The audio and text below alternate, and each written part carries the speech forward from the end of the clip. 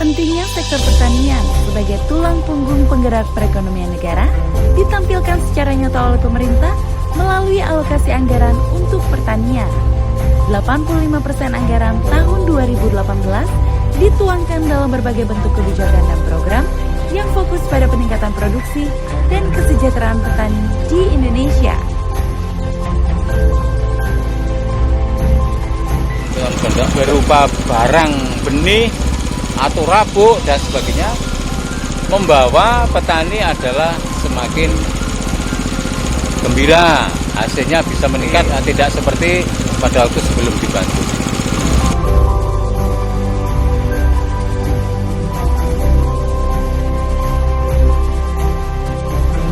Ya, kita sangat senang tentunya dengan program pemerintah produksi pupuk gratis seperti ini.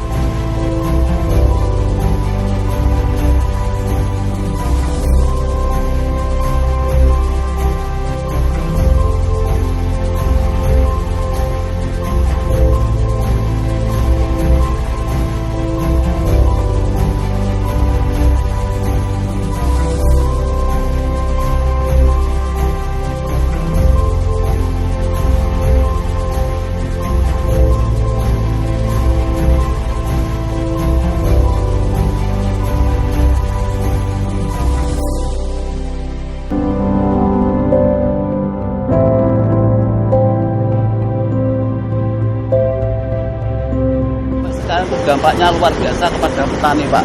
Sangat menolong sekali bagi petani, karena tadi sudah saya katakan bahwa kalau musim rendeng itu banjir semua nggak ada kelihatan, tapi kalau musim kemarau seperti ini nggak ada air sama sekali, jadi nggak bisa tanam apa-apa.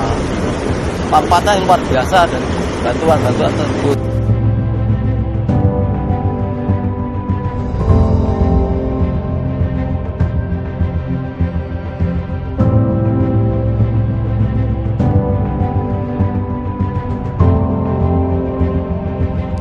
Mekanisasi pertanian merupakan salah satu komponen penting dalam mencapai target swasembada pangan berkelanjutan.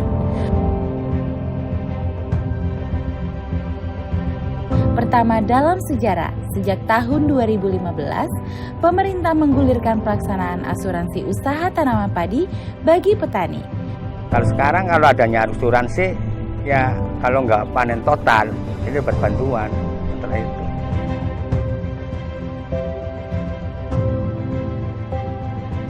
Optimalisasi lahan rawa adalah bagian dari komitmen pemerintah untuk menjaga kebutuhan pangan dengan meningkatkan produktivitas pertanian di tengah pertumbuhan penduduk yang berkembang pesat.